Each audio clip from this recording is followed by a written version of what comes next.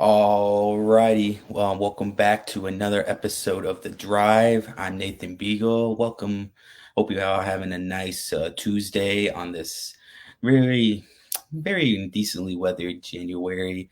Um, this past weekend, we had the first round of the 2021-22 NFL season playoffs, the wild card round, and it was a lot of interesting games that went on this past weekend. I'm looking back at my predictions from last week, and I went 5-1. We'll get to which game I messed up there to begin with, but first, we're going to take a look back what happened this past weekend, give some reactions of some events that went down. So we're going to take a look at the first game, the Las Vegas, Raiders versus the Cincinnati Bengals. Bengals come out and get their first win in 31 years. 1991 being the last time that the Bengals have won a playoff game. I saw a fact that said that the first text message hasn't been sent was invented in 1992. So thus, historically, no one's ever until was it Saturday? Yeah, Saturday, that no one in the history of mankind has ever made a text that the Bengals have won a playoff game until now. Um, that being said, Joe Burrow had his first playoff debut along with three other quarterbacks, and honestly, he looked the best amongst the four that had their playoff debuts. The others being Mac Jones, Kyler Murray, and Jalen Hurts, all having their first game. Joe was the only one to come out with a victory amongst the four and put up the best stats statistically. We look at them all side by side. I don't know what. Come on. But I look at Kyler Murray had the least amount of yards of 147, and the only quarterback to not throw a touchdown amongst the debuters and two INTs. Hurts had 258, one touchdown, two picks, and Mac Jones had 232, two touchdowns, two interceptions. The two touchdowns was pretty solid. He had those two picks in the first half, not ideal, kind of dug himself in a hole. But Joe Burrow, showing that he is the franchise quarterback of the Cincinnati Bengals, led the way with 244 yards, no interceptions. And also en route to Jamar Chase breaking the Bengals rookie record for their Bengals rookie receiving record in a game. So, more records getting break as his first game ever as in the playoffs, and he's already breaking records. Crazy. But yeah, and big props to the Las Vegas Raiders, despite probably the most turmoil any team's ever seen. That's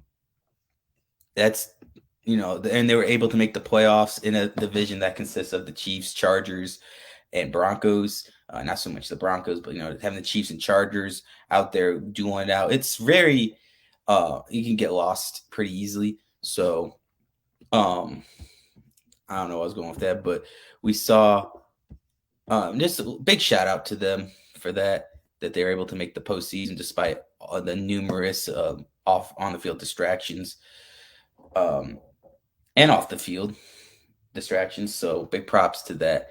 We're going to move over to the next game, which was one of the three interconference matchups going into the postseason. The New England Patriots going into New York to play Buffalo, where they got obliterated 17-47. They lost by 30. Reaction now, what the score I had for that game, I originally thought it was going to be somewhat a little close. But for the score of that, I had, 21-17. Now, the 17, I did get right of New England scoring, but I didn't think Buffalo would score 30 more than that.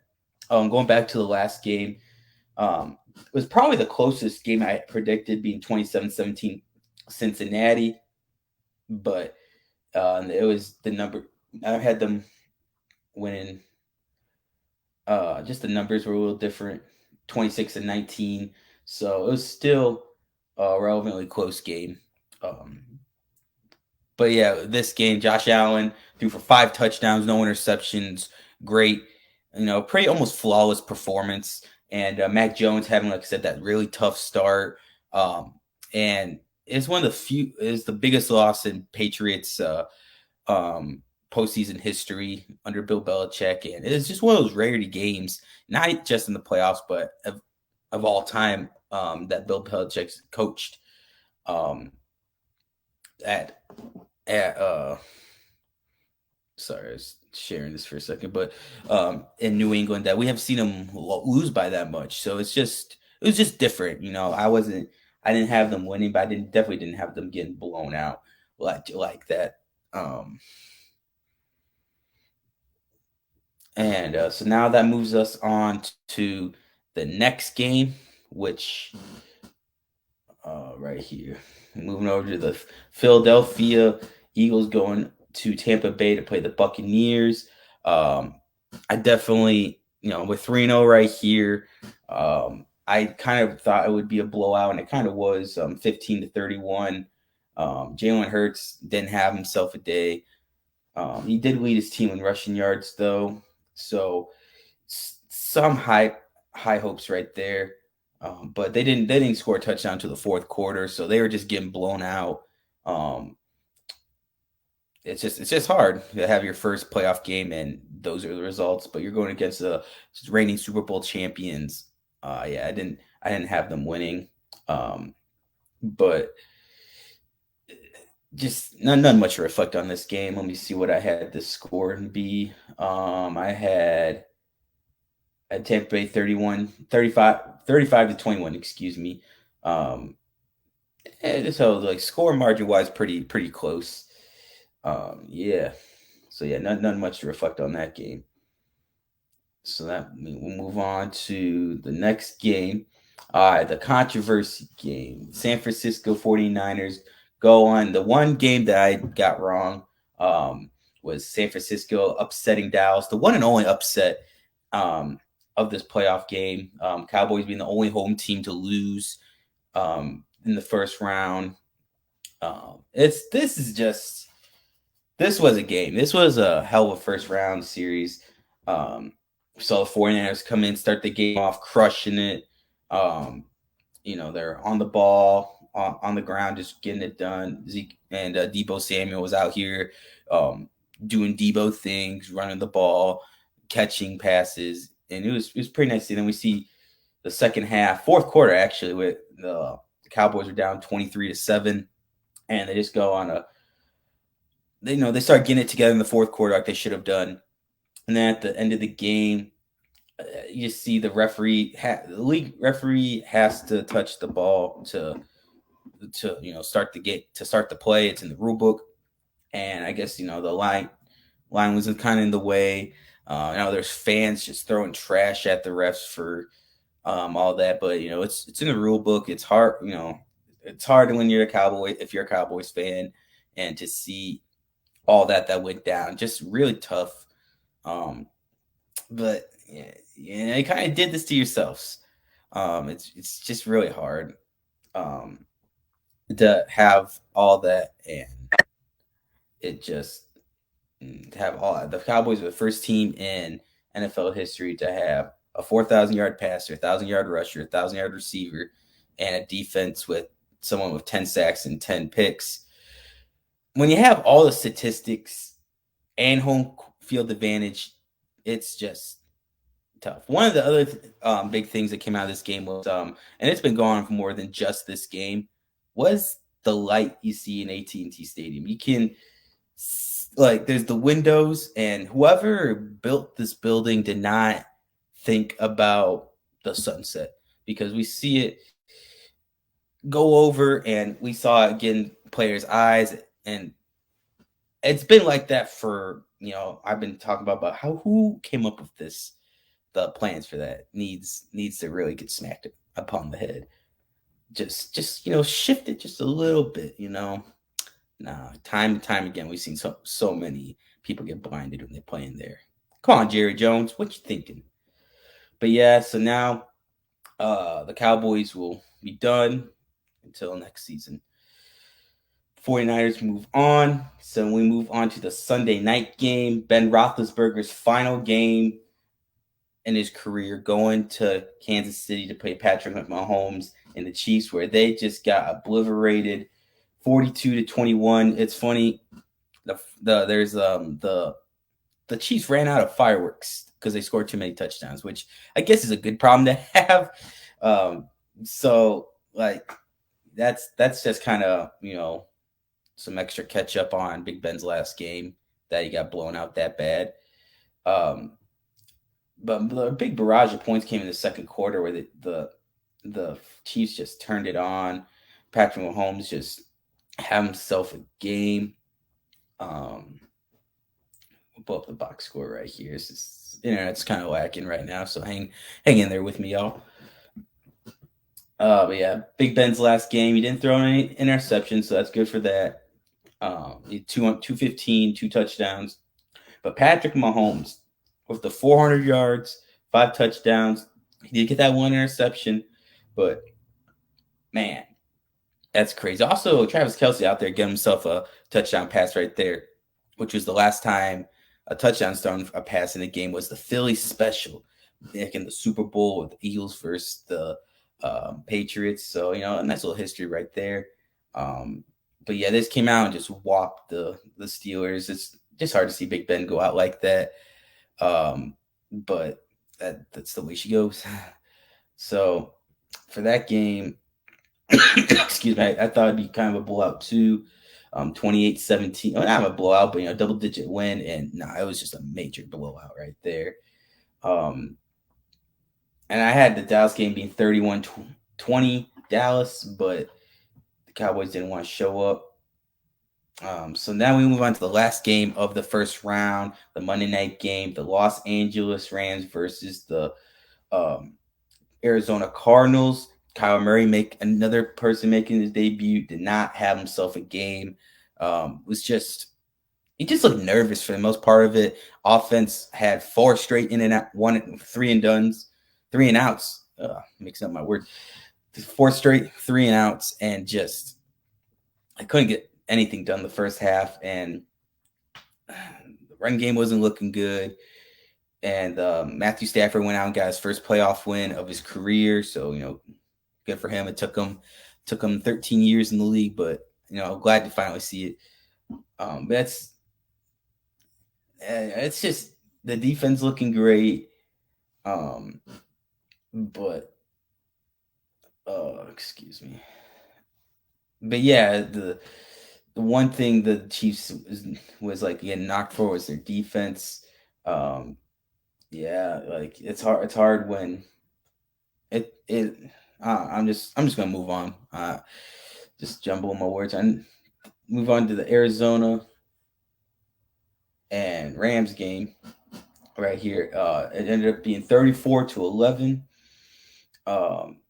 Matthew Stafford, obviously, like I said, just got his first playoff win. He's, the energy's real high in LA right now. They went back and what's his face came out of retirement. Wow, his name is slipping my mind. It'll come back to me. But the Rams just looking real complete right now. And but before I move on from the first round, just big shout out to Budda Baker, who was trucked in the middle of that game, or towards the end of that game, excuse me, and was left unconscious and had to get taken to the hospital.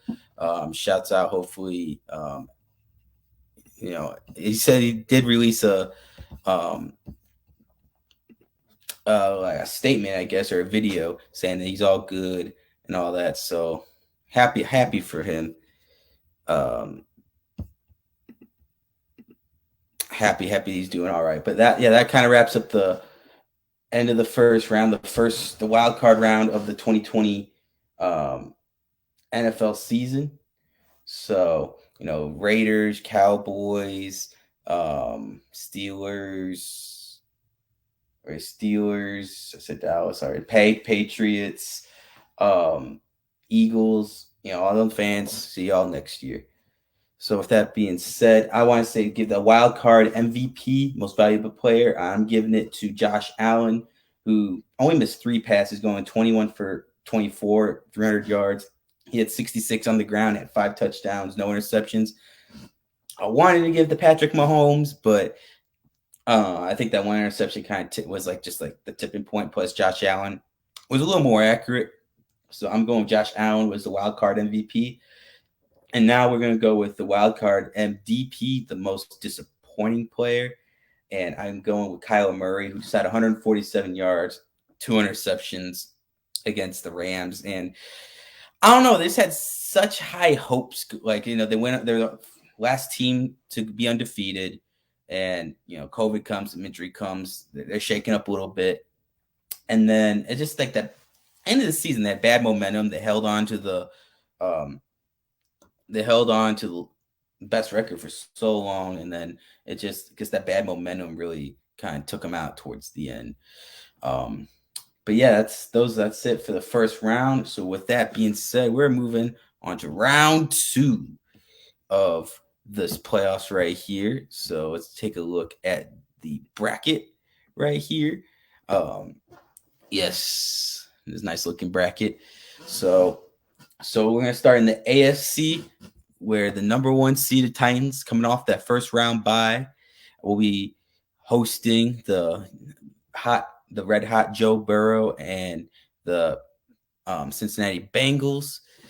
Man, I know on Colorcast when they give us who going to the Super Bowl, I said the Bengals, and I'm going to stick with it. I think the Bengals offense is looking tremendously great. The Titans defense is so. Shout out to them for holding on the number 1 seed. I know there's talks that Derrick Henry might make it. I still don't know if he's gonna come through or not, due to his season-ending injury. So obviously that would play a big factor. But if he doesn't play, I think it's 100% Bengals. Ryan Tannehill in the playoffs has looked, all right. Bengals defense will be just enough to hold up the Titans. Give me the Bengals 27-17. And when we look at the bottom, the AFC championship or AFC game, number 2 Chiefs come off that blowout win against the Steelers, come into another team that blew out the Patriots. Now, here we go. A lot of people are on the Chiefs thinking they're going back to the Super Bowl for the 3rd consecutive year. But however, I think they ended here. I think the Bengals or the Bills, the other B team, I think they upset the Chiefs right here. Bills defense, number 1, number 2, right at the top of the standings defensively. And the Chiefs defense has just been sparse all year. If the Bills can get a solid running game on the ground, I feel like they can take this away, especially on a Patriots team who was a stacked, loaded defense. Give me the Bills 28-24. I do think it's a close one, though, which would give us a Bengals and Bills AFC championship. Now, moving over to the NFC side of things, we'll start with the number 2 Bucks hosting the Rams. Now, Tom Brady has beaten the Rams in the playoffs before. Granted, he was on the Patriots, and it was different times. But Sean McVay has some experience against Tom Brady, so I feel like that low key might have a little something to do with it. Bucks are gonna be without the number 1 receiver, Chris Godwin, who injury. And that's just one less offensive threat for the Rams to cover. And there's no Antonio Brown with all that fiasco that happened at the end of the season. So the Bucks lost some options right there for the defense to cover, and it's just going to ultimately come down to the Bucks O-line. And I think the Rams D-line is just that much better. Give me the Rams 24-20. And will this be the last season that Tom Brady plays? If he goes out like this, like in the second round, he's already got a Super Bowl on this team. I wouldn't be surprised, or I would like to see it. But who knows? Tom's always saying he's got more in the tank every year. So we'll see if the Rams beat the Bucks that bad. Who knows?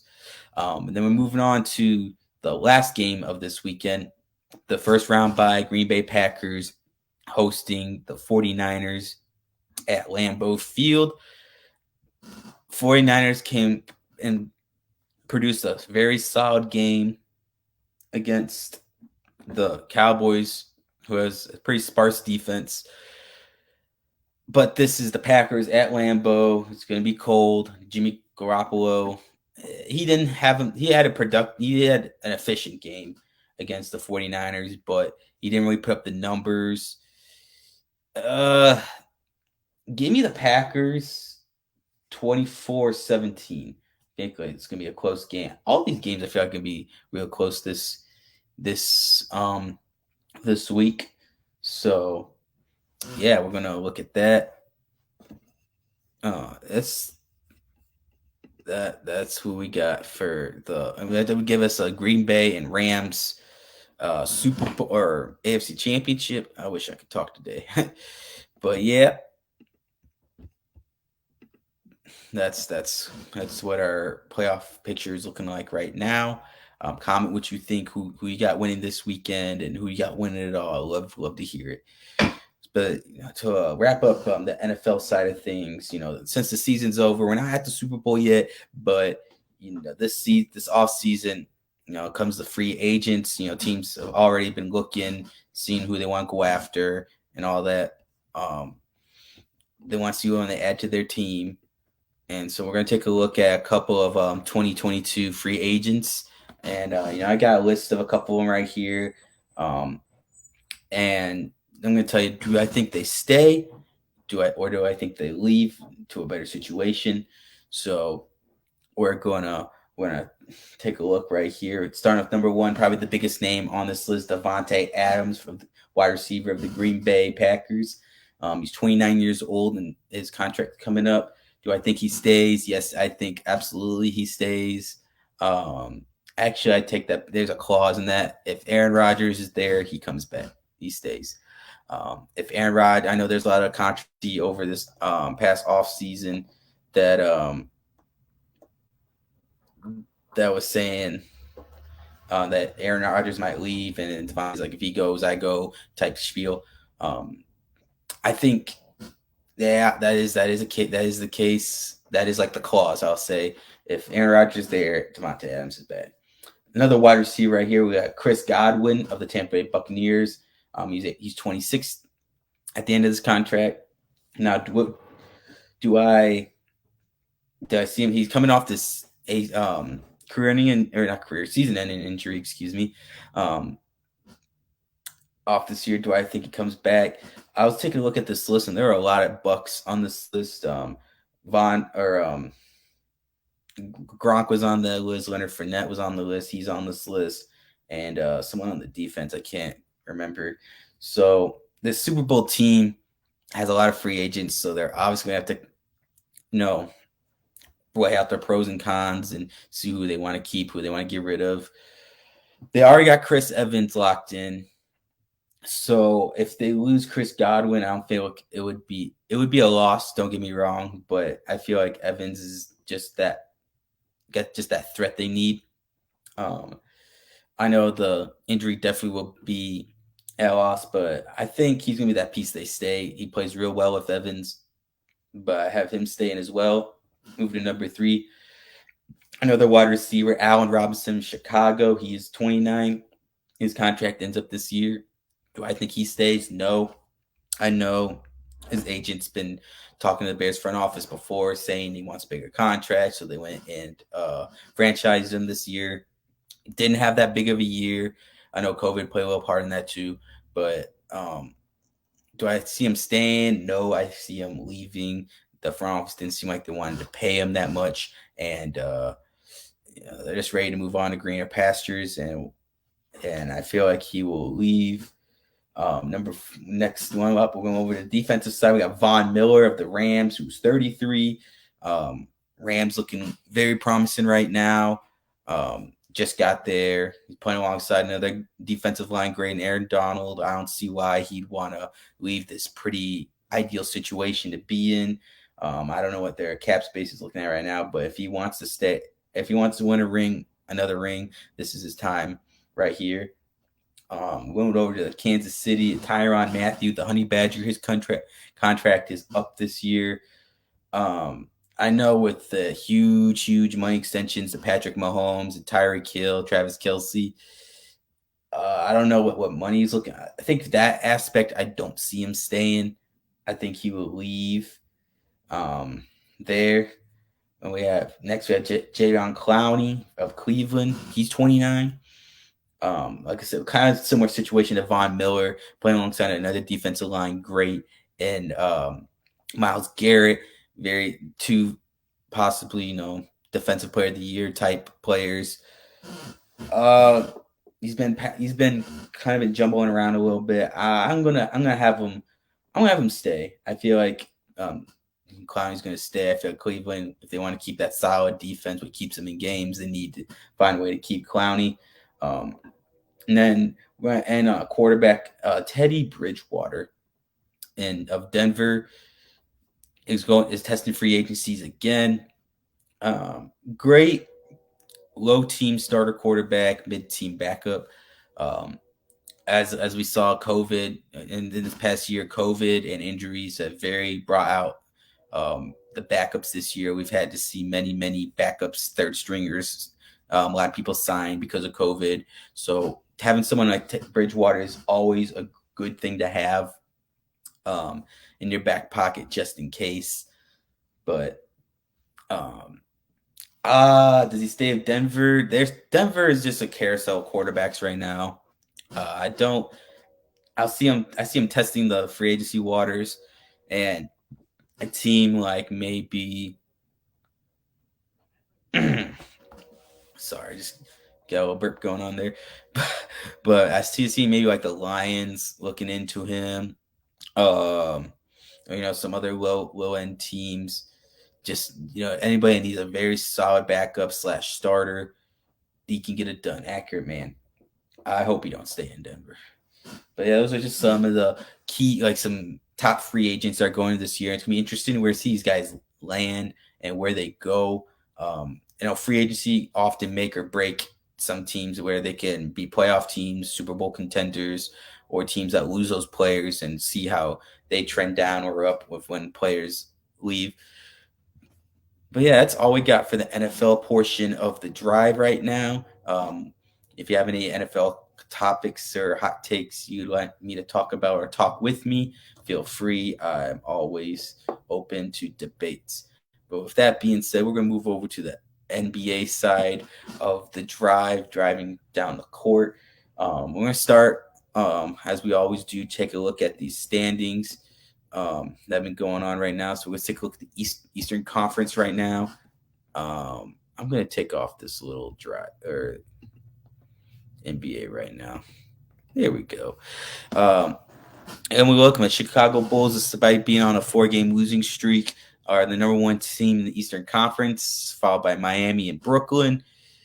We saw Miami's been on a winning streak lately, able to get their stuff together and pass Brooklyn to get the number 3 seed. Kevin Durant will be out with a knee injury for about 3 or 4 weeks. Milwaukee hanging in there at the 5th seed. And we look at this play-in bracket right here. The Boston Celtics have been winning a couple of games, giving that 10th seed. Raptors 9th seed. Washington 8th, falling down to the 8th seed, and the Charlotte Hornets at number 7. I feel like there's always that one point in the season where at the beginning teams jumble around a little bit, and then they find their groove, and we start to see like teams get cemented in their standings. I feel like this is pretty solid in what we will be seeing when April comes around and it's the end of the regular season. I really do think that this is what it's going to look like. Pretty similar. Like the play-in bracket might shift around a little bit. New York might come up to the top, but I really think that they're going to stay like that. I don't know what I ate is causing my chest to be like this, but we're gonna Pacers out here 15-29, 4-game losing streak. That's just tough. But the Cavs have won 5 in a row, biggest win streak right now amongst the Eastern Conference. So lots going on there. We got someone watching. What. Let's see if he wants to come on for a quick hot take, real quick, because I do love me a good hot take. But continuing on, Magic at the bottom right there. I feel like they're gonna stay at the bottom right now. Oh, he left. He don't want the smoke. So, yeah, we're gonna be moving on to the Western Conference in a second. The Western Conference right now, where the Phoenix Suns have retooken first place over the Golden State Warriors, led by the Memphis Grizzlies at the third, Utah Jazz the fourth seed, Dallas Mavericks at the fifth, Denver Nuggets at the sixth. The Lakers have climbed up to the seventh spot. The Lakers, Clippers at the eighth spot. The T-Wolves ninth, and the Trailblazers close out the 10th to make the play-in bracket. And at the bottom, we see Sacramento, the Kings, Spurs, Pelicans, Thunder, and Houston. Wow. Just a lot going on in this Western Conference right now. Just taking a look at some of these losing streaks and win streaks. There's not a lot of consistency. Like we see the Dallas Mavericks have won 3 in a row, and that's about the most consistent right there. But all these, let's see, Warriors 9-1, but they're all pretty not consistent. 5-5, 4-6, 6-4, 4-6. Like there's never there's not a big streak, and that just proves how tough and competitive the Western Conference is this season. But yeah, this is what the standings look like right now. If I was going, I had something. I don't know. It's slipped my mind, but I'm gonna give the Drive's top 10 power rankings right now. At number 10, I'm coming with the Los Angeles Lakers, who they just seem to be on a roll right now. They're finding ways to win. Just I feel like again that year where you guys are starting to get that little chemistry used to playing LeBron and rest. So I'm gonna give them the number 10 spot. The 9th spot, I got the Dallas Mavericks. Luka Doncic was able to come out here and get some wins despite not having Kristaps Porzingis until the last game. So give me them at 9. Number 8, let me see, that's Philadelphia 76ers. Number 7, I give me the Utah Jazz. Number 6, give me the Chicago Bulls, despite being number 1 in the Eastern, or give me the Miami Heat. Excuse me, I skipped over that. At number 6, number 2 in the Eastern Conference on a winning streak, but still I'm not clutched on number 1 spot. And number 5, the Chicago Bulls, despite being number 1 in the Eastern Conference. They've lost 4 in a row, and they're facing some light injury right now. So but that made me drop them down to 5. Number 4, give me the Memphis Grizzlies, who've been out here. Ja Morant has been out here playing out of his mind. I almost maybe a most improved candidate right now. But number 3, give me the Brooklyn Nets. I know maybe seem kind of odd since they're below both the Heat and the Bulls, but hear me out. When you have Kevin Durant, Kyrie Irving, and James Harden all hooping, it's over. They will be number 1. But until then, they're at number 3. Number 2, give me the Suns. Even though they're number 1 in the West right now, they kind of just took it over. Because yesterday Golden State was there, and I made these standings yesterday. So, and then number 1, give me the Golden State Warriors. I feel like Warriors and Suns are going to be going back and forth, duking it out, battling out who gets that first seed in the Western Conference. But for now, give me the Warriors. All right. So how's it going on Colorcast? All right. Yeah, those are the my official power standings. Comment who you think should be number one in the NBA right now, and all that. So we're moving on to one of my favorite. Oh no! Before that, we are going to go. We're a month away from the trade deadline in the NBA. So I just want to go over some trades that I think need to happen before this month goes by and the trade happens. Let me get this banner off real quick. Yeah, but it needs to happen. Today there was a source that came out that the Pistons tried to trade for Ben Simmons, giving up Jeremy Grant, Kelly Olynyk, and Cedric Bay. But Philly declined. Now, what needs to happen is Philly needs to trade Ben Simmons. But it seems like even before the season started, they were getting all these trade offers from people, and every single one they were getting declined, minus that one that I think it was the Pacers, but they were asking way too much for that. Ooh, we got someone viewing. Deep McWaves.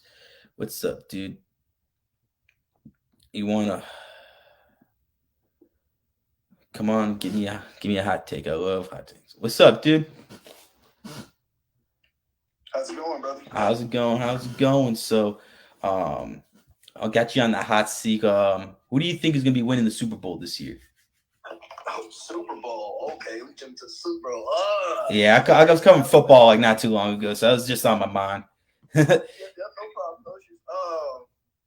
Man, I think Green Bay is probably the most consistent. They're getting really strong towards the end of jumping into their play. I mean, he had a week off in the wild card round because the number one seed to get even healthier. They're seeing some premier guys back. Jair, Bakhtiari came back. They're getting Za'Darius back. They got Whitney Merciless coming back. They're getting really healthier, which is very rare that happens in this league.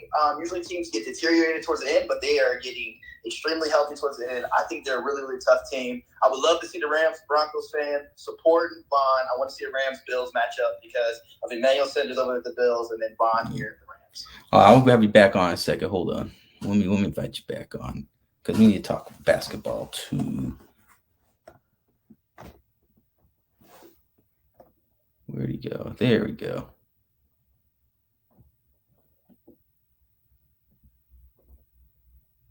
Oh, he went to Costa. Oops, but whatever. It's all good. So now we got your NFL, your Super Bowl predictions. Let's go over to the sport. We were just talking about NBA. What you thinking so far this season, man? Who do you root for? First off. So I'm a big KD fan. All right, respect it. Big KD fan, been a KD fan for a long time. Actually became a KD fan when I seen him in the Big 12 championship, put up 39 against Kansas. No bigger, followed him all the way to he got drafted to Seattle, then they moved to OKC. You know the whole story. But, he's out for 4 to 6 weeks, so I'm rooting for the Nets. I want to see the Nets just because I want to see KD win. And I think it came out today or yesterday that James Harden, said he's open to express some options. I don't know if it's solidified in the league, but he said he just wants to express his options.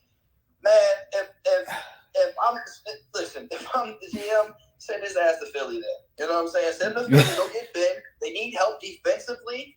They're not any short of scoring. I think Patty Mills can do a really good job of coming in and filling in and being consistent when it comes to shooting. And James Harden has struggled a bit this season. He's still trying to find his bearing, especially with the new rules of they're limiting some of the calls and non-basketball players are not calling that. That's James Harden's bread and butter, right? Just drawing those fouls, getting to the foul line, and getting those focus points. But if he's expressing his options, then hey, let him express his options. All right, let's start doing some whispers to see what Ben Simmons is talking about. See if he's ready to play and he's in basketball shape. And see if he, if he would like to come to the Nets and have a pivotal role as far as defense goes and ball handling. Yeah, then Philly would have to accept the trade because it just seems like no matter like what offer they go for Ben Simmons, they either decline it or they're just asking way too much. So yeah, obviously we'll have to go both ways. But yeah, I really like KD, great player. I didn't like how he went to Golden State, like you're saying, but I feel like he did redeem himself a little bit coming to the Eastern Conference and forming that big three with the Nets a little bit. I would very much. Brooklyn deserves a championship team. And he was a size. If he got a little snugger shoes. last year. Man, yeah, because they would have definitely beaten that Suns team without a doubt. Easily, yes. So I'm very intrigued. I haven't watched much basketball though because I'm heavy in NFL. Yes. When NFL usually ends is when I get into basketball really, really heavy. Usually around March Madness times when I'm checking all the college scouts out. I'm checking basketball out. I'm keeping an eye on NFL scouts as well too. I like watching film. Right. But I'm really heavy into football right now, so I haven't watched much basketball. But I've caught the Nets game and I know Lakers are struggling. I definitely keep up to the news, sports junk. So I keep up with the news. No, the Lakers are struggling. Russ is my boy, though. I've been a KD fan. We have right. So you see him play together. You got to put respect on Russ. Yeah. So Russ is my boy. Love what he do to Rudy Gay. I mean, not Rudy. I'm sorry, Rudy Gobert. Woo! Oh my God! That was a hammer. That was fire, bro. That was throwback. Russell Westbrook. Rudy Gobert, the most overrated defensive player in the history of the game. I have no idea why they give him so much credit defensively. He is a liability outside the number. I mean, when it comes to perimeter defense, he does do well inside, but players don't fear him. When you think of a defensive player that's his paralysis, when he's just a defensive guy, especially as big as he is, you would think players don't fear him. And the fact that Russ had no fear, and Russ is a fearless person, but you see it with Ben Simmons, dropped 40 on him. Dropped 40 on him. He attacked the basket and dropped 40 all in the paint. He didn't shoot no jump shots. That's where Rudy Gobert plays at. Rudy Gobert there's nobody that fears him in the paint. So I don't understand how he gets this whole paralysis. But I guess he shut down the league 2 years ago. So I guess you could give him defensive player of the century on that point. He shut the whole league down. So there's that. I guess he has that going on his resume. Yeah, he blocked the whole damn league. But joking on that one. But I see what you're saying about Rudy Gobert. Like if you think of the past defensive greats like Dikembe Mutombo, Dennis Rodman, Ben Wallace, physical players, but people were like, oh dang, I have to go in the lane against this guy. And like you said, players are just getting into the lane and dunking on them and like you said, Ben Simmons, he's not shooting a 3-pointer, and no outside points on that. So they had to come inside the paint where Rudy was, and if he dropped a 40 piece on him, and that man's not even playing right now, I guess that does say something about Rudy. It has to. I just, in my opinion, right? If you're going to be defensive play as bigs, right? Bigs, that's really what they go for is the paint presence, right? How's the presence in the paint? Rudy is not feared in the paint. When I'm looking at the defensive player here, I'm looking at guys like Big who can be versatile and guard primarily 1 through 5. When you look at Kawhi, who has really good guarding skill players, I think the skill players that we see today are extremely hard to guard. And when you got guys like Kawhi, two-way players like Kawhi, Paul George, and Ben Simmons, who guards these guys well, these skill players, these guards and things of that nature, and shuts them down. I think, man, that has to be something that you look at over a big who's not really fearing the paint. When you look at Dwight Howard back in the day when he won defensive player, nobody was messing with him in the paint. No. Nobody was attacking him. Except for Kobe. When he wasn't so soft now, and he went to LA and got that crew of pussy. I don't know what happened to him, but when he was at the Pelicans, nobody was messing with AD in the paint. Nobody was dropping 40 on him in the paint. Nobody was trying to dunk on him in the paint. Like nobody was. They was trying to. He took away a whole player's game. And Rudy just can't do that. He's really cement on his feet. He's not really athletic. His lateral movement is a little weak. Like I said, when he's on the perimeter, he's barbecue chicken. I mean, they look at that, right? They try and do things to get that out there. They call for screens to try and get that switch. I think the best player in the league right now that does well at exploiting bigs is Luka Doncic. Yes, you said it. If Rudy Gobert is out there on the perimeter, Luka Doncic is out there, he's going to have a And I do recall a playoff series of the Warriors versus Jazz, and they exposed what you just said right there, the pick and roll, having Rudy out there on the perimeter, and Steph Curry just cooked him. And they did that the whole series. They're going to keep, and they do that. That's how they attack the Jazz. Now, the Jazz do a really good job, though, at rotation. They do a really good job at rotational defense, moving their players around and helping. They do a really good job at closing. That's why he probably gets that look, because of the help. They do a really good job at that. But I don't know, man. Rudy Gobert is just He's just a guy that I just think is very overrated, in my opinion. And also, speaking before the trade deadline, man. Who do you think needs to get traded? Portland needs to trade my boy. He needs to get traded. Dame? Dame got to go, man. He got to get traded, man. I'm doing it for Dame, not for Portland. Like, I don't care about the I'm doing it for Dame. I love Dame's game. I love his tenacity. I love who he is. And I think Portland just needs to do him a favor and get rid of him. Like, he tried to be as loyal to him as much as possible. But you can only be so loyal. With any players to help him. Like, if your team's not going to help you out, like you were saying, you can't only give up so much loyalty to the city and the game before, like, you know, your career. Like, you want to run a chip. You don't want to be Charles Barkley, who just don't want a chip. Right. But even Charles Barkley gave the city a chance. He did give him a chance. Yeah. Dame is, you know, he doesn't even have a chance. Like, CJ is very inconsistent. Like, CJ will go off for 40, and then the next game he drops 2 points. It's like, what the hell is going on here? Like, how does that make sense? You know what I'm saying? And then everybody around him is either hurt or they just don't get around. They're really bad on defense. They don't have no good athletic defenders out there to help Dame out. And Dame has to put him on their back. I mean, remember that stint, I think a couple of years ago, where he dropped like 50, like 6 games in a row. And it was right around the COVID time. I think, And it was insane. Man. So, like, I think for just like the respect level of Dame trying to be loyal to the city, and you guys know you guys can't surround the town. You can't keep wasting the talent like that. You got to put him on a team that can contend. We want to see Dame make deep playoff pushes in the playoffs. It's kind of like on the other side, like, you know, I'm going to flip back and forth with sports, but like football, like, we're happy for guys like Vaughn. I mean, personally, I am because I'm a Broncos fan, but we're happy for guys like Vaughn. We're really especially happy for guys like Matthew Stafford, who was consistent with a team that just never helped him out. But he stayed loyal to him and consistent. We're happy to see him contending. We're happy to see people like OBJ, who only made 1 playoff appearance since, his second playoff appearance was yesterday. It was only his second playoff game out of his entire career. I'm like, damn, what the hell? You know what I'm saying? And he finally won his first game out of all those years being in the league. Like, you're happy for guys like that. You want to see guys like that succeed. Same with Dame. You want to see Dame make deep playoff pushes. We want to see Dame in the playoffs. We want to see some of the best players in the league go against the best players in the league in playoffs. We want to see that. That's exciting. So I know Dame got a good trade, man. Dame, they did make the Eastern Conference Finals 2 or 3 years ago against the Warriors.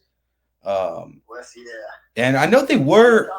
I think they got swept, didn't they? That was longer than that, though, bro. That was longer than that. Was it? They made. Yeah, I don't know if they made the conference finals. Honestly, I thought it was the year the Raptors beat them in the finals, because it was like the game series before. Maybe it was the year before that. Oh no, I thought did the Nuggets not make it that year? No, that was the bubble year. This is the year before the bubble. Okay, maybe I'm getting my mixed up. Did they make the conference final? Yeah, I think because they won Game 7 against the Nuggets. Yeah, that was the series where he waved Paul George goodbye. We hit that deep ass shot on him. It was that year. They went and got smoked in it though. Warriors swept. But here's the thing about that: the Blazers all the way up to the fourth quarter, in 3 of the 4 games had double-digit lead. Like, they had the lead. Like, they could have at least won maybe 2 games out that series, but they just blew it. And part of that was CJ McCollum being that inconsistent Robin, instead of being, steady. So, like I said, that's just hard. When you don't surround this great of a talent with as great as players that are needed to support it, it's just hard. I agree with you. He needs to get out of there. Where do you think he goes, though? Where should he go? Well, some intriguing options would be Philly is very intriguing. Him and Joe. The Lakers is intriguing if they choose to get rid of Russ.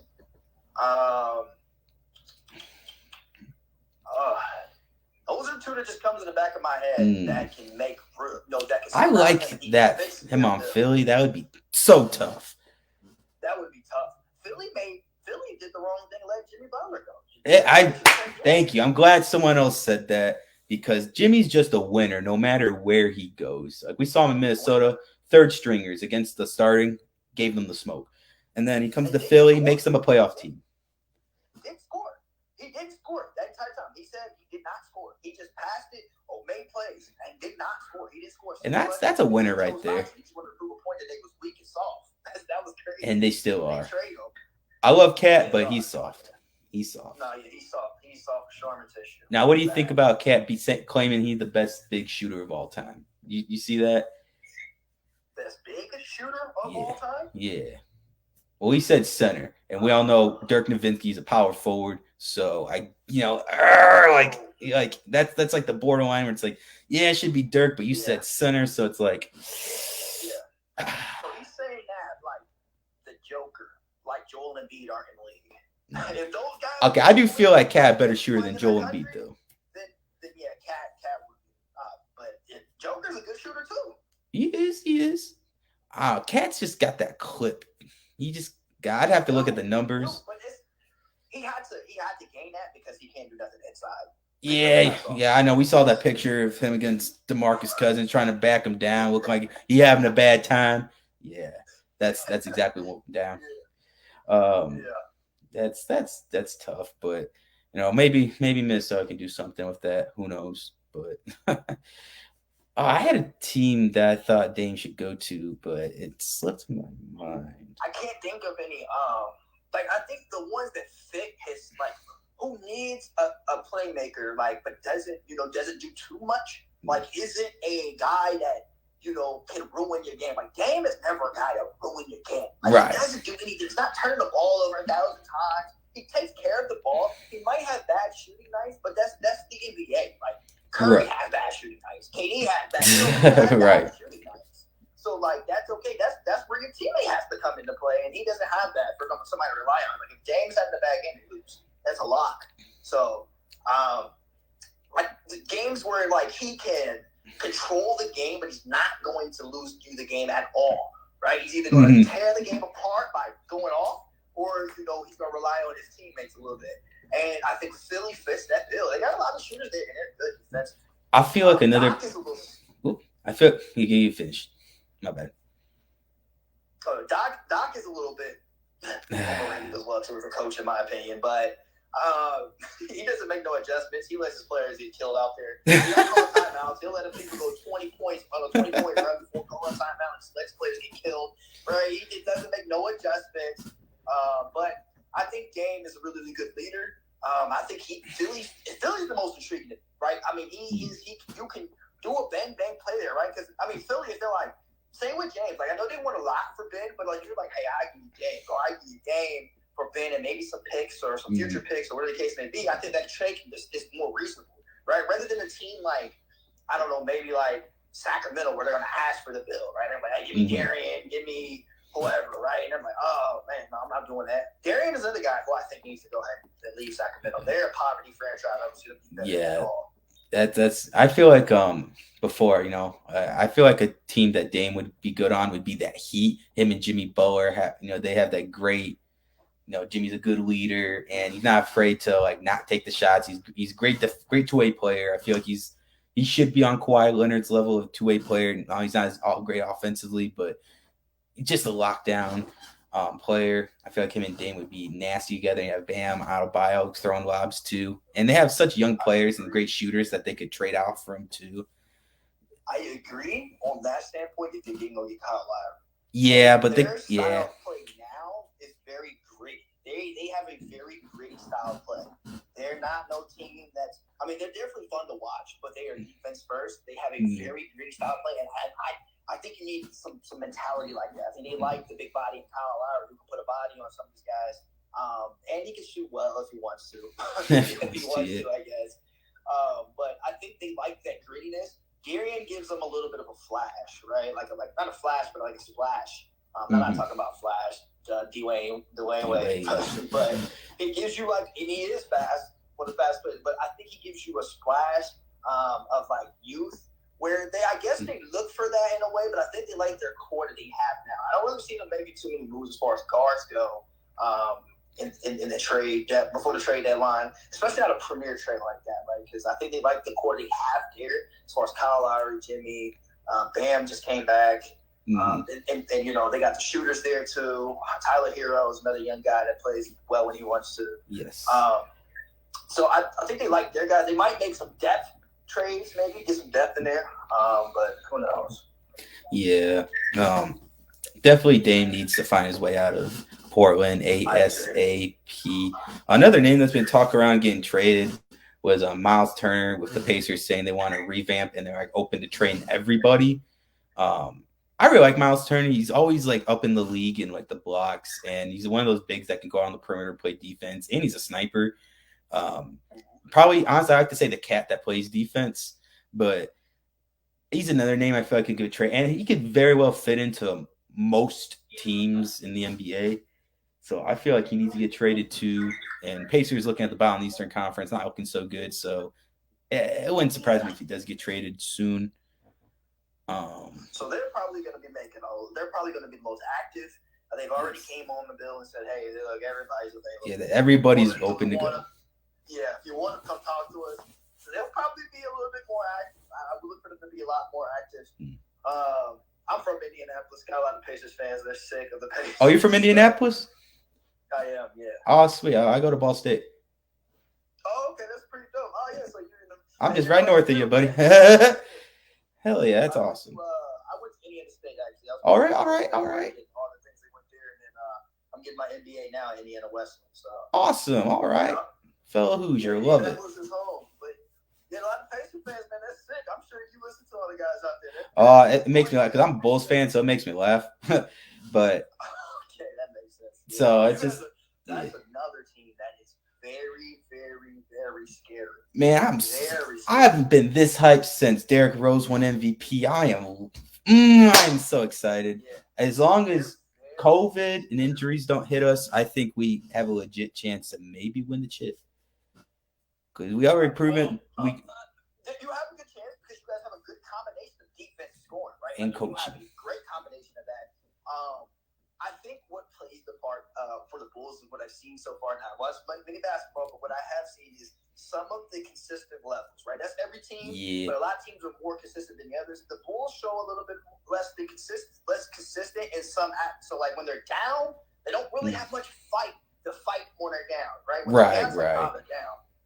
They got to fight to the end, but I think that can come when they know they're making, like, when it matters the time, right? I think early in the year, a lot of teams were like, hey, we're down or whatever, right? They're like, we're going to make a push. But I think the Bulls have a good grit in them to really, like, make a huge push. But they're very scary. They are a dark horse in the East. As a KD fan, as a borderline Nets fan, I'm very nervous for them because, I think so far we played each other twice already. 2 or 3 times. I think it's probably every year, but we split the series. So y'all destroyed us once, and then we end up beating y'all once. So we've proven we can beat the Nets. Now, the thing that does scare me, though, in the playoffs is the playoff experience, which is very, very important. And the most experienced player we got is DeMar DeRozan. Everyone else hasn't really seen the playoffs, like Nikola Vucevic. Yeah, he's seen it, but first-round exits each year.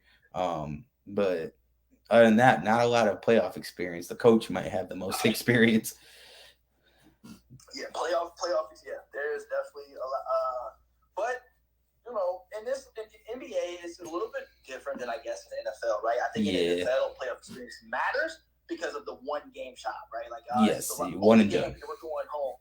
In the NBA, I think the first game, if you're in the playoff, first time you're in the playoffs, you're like, probably a little nerves there, but you got time, you got some days in between, or time to really calm down and mellow out. You got good players. If you got like the culture around you, it makes it easier.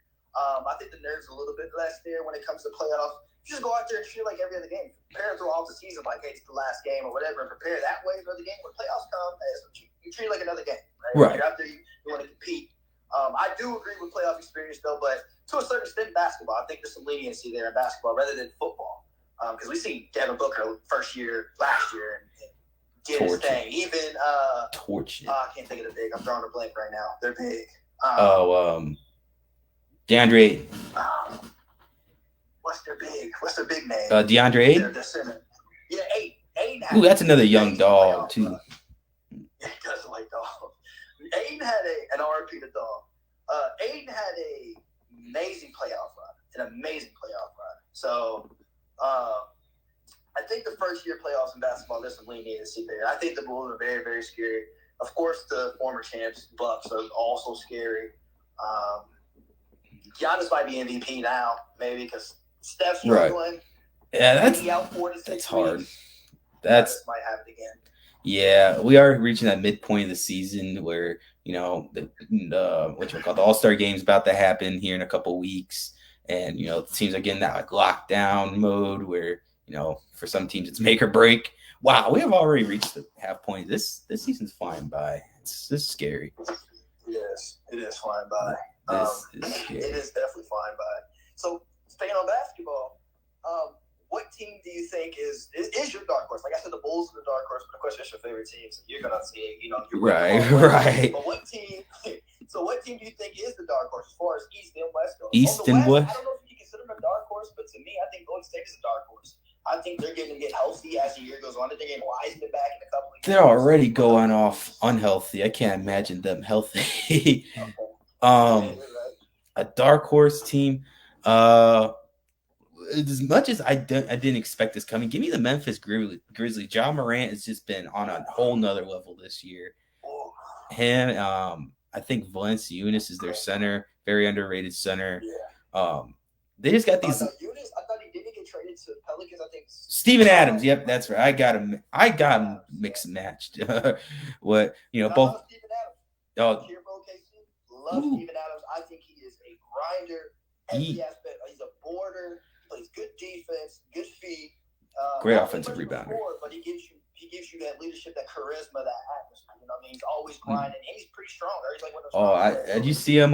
The Bulls were playing him the other day, and there's a little scuffle, and I forget which bench player picked up, but he picked him up and this is a man. What's his name? Derek. Can't think. I think he's the rookie. No, we got the Ayo Dosunmu. I can never pronounce his last name. The dude from Illinois. That's the. Yeah, that's the other guy. Oh no, the big dude. His name is slipping my mind, but I know who you're talking about. Yeah. The other dude's a local guy. Yeah, he's from Illinois. He's tough too. I saw a stat where he put up the first 15-point, 10 rebound, 5 assists, 5 steals since John Wall in 2010. First rookie to do that. Fire. So we have a guy that's putting up like John Wall numbers. Always excited to have. Yeah. Now I forgot about John Wall. He's on the Rockets still, I think.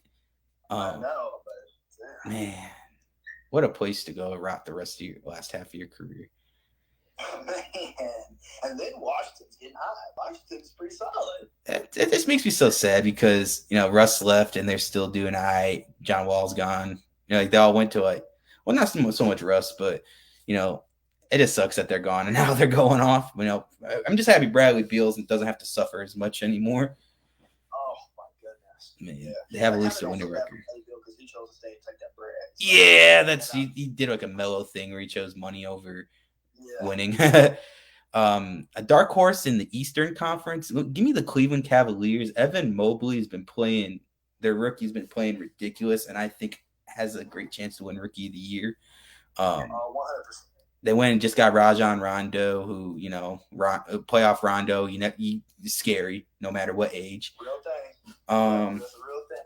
They did Darius Garland. He's another guy from the state of Indiana who's out here balling. Yep. From Gary, Indiana. Gary, yep. I got some homies from Gary, so they definitely rep Gary a lot. Yeah, I like. I'm from the northwest corner, not so much Gary, but a little more east. But I've heard about this man. I'm like, all right, from Gary, okay. And then he's out here balling the NBA. So always gotta support local Hoosiers. He's been balling. I think he won the Eastern Conference Player of the Week. I think. Yeah, he did. Wow. If they had Colin Sexton, I feel like they would be like the secure. Do they look to trade him though? Do you think they want to trade? Do you look to trade Colin? Do you look to trade him? I've heard some rumors where they look to trade the young bull, and I like him. If they're going Garland over Sexton, that's not a bad move as long as they can get the right. When they trade them, they get the right pieces to complement them. And they got Jarrett Allen, who's a stud on the defensive end center. He is. I'm kind of disappointed when the Nets got rid of him. Yeah. I know they did it, but I was kind of disappointed. I mean, now we're struggling with bigs. Nicholas Claxton he's not all that good, to be honest with you. He's very raw, very athletic, but he needs a lot of development to do He gets cooked a lot. He's a liability. Nets lack defense, and Jared Allen was the defender. He was a very good defender. So. He's one of the few people that can block Giannis Antetokounmpo, and that says a lot right there. Another team I think that could maybe turn some things in the playoffs would be the Charlotte Hornets. I think LaMelo Ball is the real deal. He's just scary. Now he's excited. Everyone around him's like, Gordon Hayward, every 4 or 5 games he goes off and has his thing. But everyone else around him just Yeah, he's exciting. It's crazy. The greatest people would consider the greatest player of all time can't build a yeah. But I think he did right by getting LaMelo though. LaMelo is very exciting, man, and he's very young. Actually, what worries me about LaMelo is not what he does on the court, but what he does off the court. Yes, he's involved in a lot of wild shit off the court. But on the court, man, if he can stay available on the court, make sure he keeps his head and be really, really smart. The Ball brothers, though, man, they are smart. He is the most wild of them, though. The youngest is always the wildest. So I don't know, man. LiAngelo going and getting arrested in China. That's pretty wild. That's pretty. That is wild, but LiAngelo's going through a crisis. He's going through it. Is he still in the G League? His brothers is balling. I know the Hornets gave him a G League contract, but I don't know if they kept up with him on that or not. Yeah, no, they gave him a 10-day, and I don't think they stayed with him. Dang. And then he let him go. I think he's. I feel bad LiAngelo because his brother, he's a good player, but his brother's just on another level. That's kind of a middle child anyway. J. Cole made a song about the middle child. Yeah. Always look to be the one that's forgotten, but LaMelo, man, I think he's the best out of all of them by far. He's definitely fun to watch, extremely fun to watch. But I do hope that he can stay on the court and be this. But his father, man, LeVar, is a mastermind. He's the greatest entrepreneur, on the sports side of things. A legit good businessman. And he just, the way he treats his sons, man, he does all that for the media, but if you really look into they have a lot of things. Their life is definitely personalized on social media and YouTube and things. And the way he treats his sons and the way he keeps them accountable, he definitely has their head in shape. So, even though LiAngelo went to China and did all that, I'm sure LeVar already did shoot his ass. So, LaMelo, I think there's a respect factor there, right? LaMelo's probably one of the wildest. I think he's not going to take it over the top and disappoint LeVar because that is their guy. That's the guy they definitely look up to. He's definitely put his son in a great position, man. He dad of the century. Yeah, he definitely need to be up there. I know. What was I gonna say? I know I saw a meme a couple years back, back when Lonzo was a meme and LaMelo was just known for pointing at half court and throwing it up. They're the Giannis brothers is what the LeVar wanted or whatever. But it's just that they got their time first, and now we're seeing the Ball brothers get their time, and I just love seeing things come full circle. And just seeing, definitely. That's some cool stuff to see. There's definitely some cool stuff to see. I think when LaMelo was going through that his high school, everybody was doubting him, he can't do nothing else. And then he had a nasty growth spurt, and everybody was like, oh, wait a minute, you know what I'm saying? And then he chose to not go to college and join his dad's league and do all these other things. And everybody's like, oh, he needs to go to college to develop, and he comes to the NBA and kills him. He's constantly, if you look at it, the media is constantly just trying to find and prey on his downfall. To be real with you, it's kind of sad, especially this young guy. But hey, he keeps having fun doing his thing. Eventually they're going to shut up. So exactly. I don't know how they haven't shut up already, because just the fact they made the league, And I feel the same way about Lonzo. Everybody Lonzo was saying, people were clowning his jump shot. Now he fixed it, and he's a reliable 3-point shooter. Exactly. Yeah, exactly. So that's what I like the Ball brothers grit, and I think they when it comes to competitiveness, they do not shy away from competitiveness at all. They don't shy away from the spotlight, and that's why it goes back to Lonzo maybe being in the playoffs when he doesn't piss out his leg when the moment's too big, right? I don't know if there's this guy on TikTok, but he's always talking about people who piss down their legs, had the tails between their legs. Lonzo doesn't. That's why he has the competitiveness. He doesn't run from it. He has the grit. Very good defender. Extremely good defender. So I don't think he will shy away from the playoff experience. They are as long like I said, as long as COVID and health all come take away that, I feel like for the playoffs they should just go into a bubble and just screw all that, just so they don't have to get those people. They're like, we would have won this year if it wasn't for COVID, or bring up all that. Just go in the bubble for the playoffs. It's just I just don't want to hear those excuses come up. And it's just I just pray that hopefully we'll be in a different position by then. Right, fingers crossed. I mean, hopefully there's something different there, but the way the world's going, you don't know. Strand after strand after strand right now. So, but I think the leagues are actually doing a really good job of keeping certain policies and keeping these players safe. I do think they're doing a good job at that. All the leagues, so far, like NBA and NFL, are doing a really good job. I think they're bouncing ideas off each other too. Like if you tell me the commission don't talk about this policies and this procedures, they're crazy. I think they bounce a lot of things off each other. So I'm definitely interested to see that. I think that was a problem with the NFL too. It was like this COVID thing, but I don't think. No, let me knock on some wood. But I don't think any players so far this first week did not play this weekend because of COVID. So I'm thinking about it, looking back. I think everyone was pretty healthy. Like aside from injuries, like health and virus wise, I feel like everyone was cool. So hopefully they keep this up for the rest of the playoffs. I would hate to see, Patrick Mahomes about to play in the Super Bowl, then 2 days before has COVID-19. Bettors around Las Vegas would be gone. I'm cool off Kermit the Frog. I hope they lose. I don't like the Kansas City Chiefs. So they beat our ass the last 12 times we played them. So I got to live vicariously through any other team that has the opportunity to beat them. So. I personally would love to see a Bengals and Rams Super Bowl, and I would love to see Matthew Stafford get one, and OBJ, since Von Miller gets another one, Aaron Donald gets one, Ramsey gets one. Just there's a lot of people on that team that deserve one. I agree. That's what I'm saying. They have a very likable team. Bengals, though, it's going to be tough for them, man. I think, first of all, they got a tough task, man. I've been to several shows today and listened to a lot of people are like, did we not know that King Henry is coming, that the King is coming back on the field this weekend? Like, did we forget this dude? He's cleared to go? I didn't hear if he was clear or not to, play. Yeah, he's good? He's ready? Ooh. Yes, he's playing. Ooh, man, I might have made my prediction a little too early. But, we're still going to... Man, just the fact that the Titans were able to continue and hold on to that first seed without Derrick Henry is pretty remarkable in itself. And that shows coaching. Like, there's no way for me to bet against a guy that has done that. I mean, he had the most rotation of starters in the entire league. It was some wild, 88 different starters or something this year. It's wild. That's some good coaching. Wild. And still to become first Vrabel, it's hard for me to bet against a guy like that.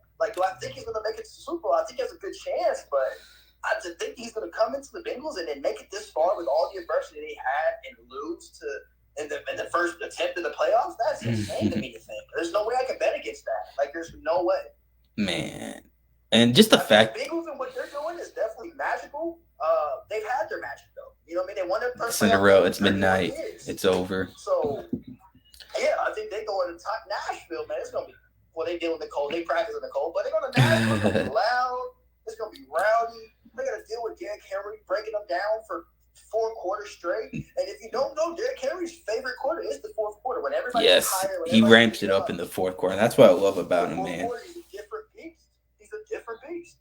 Now, I got since they're both tanks and beasts, who you think is going to truck that guy to break off the big run? You got Marshawn Lynch or Derrick Henry? Because they're both beasts. They're both tanks at what they do. If you're a linebacker, you have a linebacker who's gonna get tackled, who's gonna truck through Derrick Henry or Beast Mode? Man, dude, that's the hardest football question I have been asked in a while. That's a good one. I ain't gonna lie, you should make that a topic or something one time. Yeah, I think I might request that right now. If you're a linebacker, who would you rather tackle, Marshawn Lynch or Derrick Henry? That is tight. Oh goodness.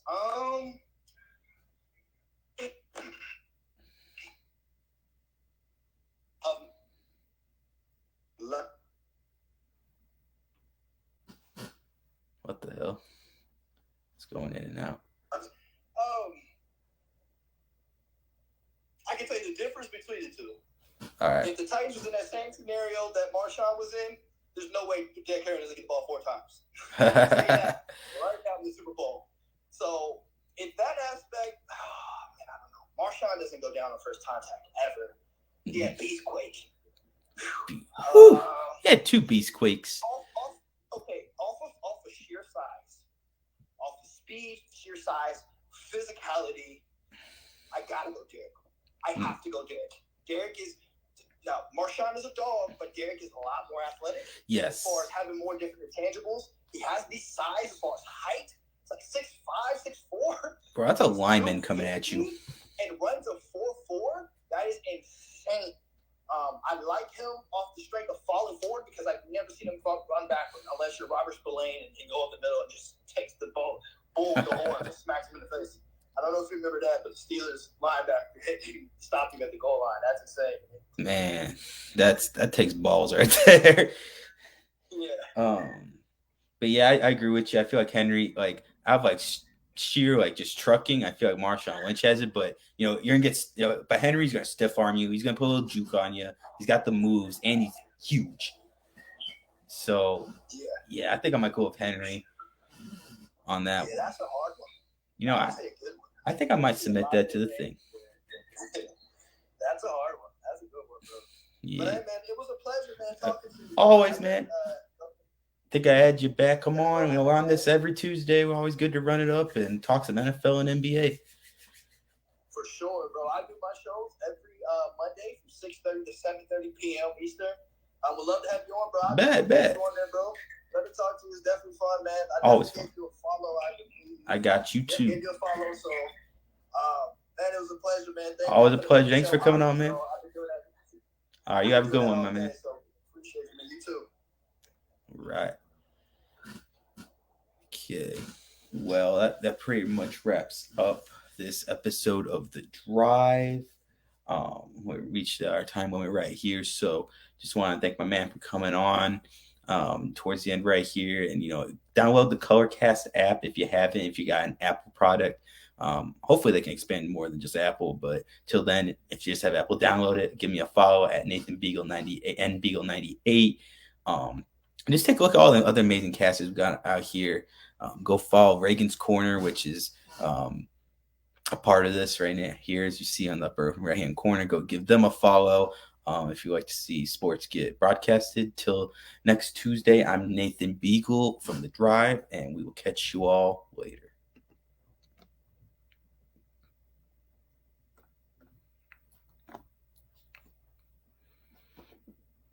Up there it is.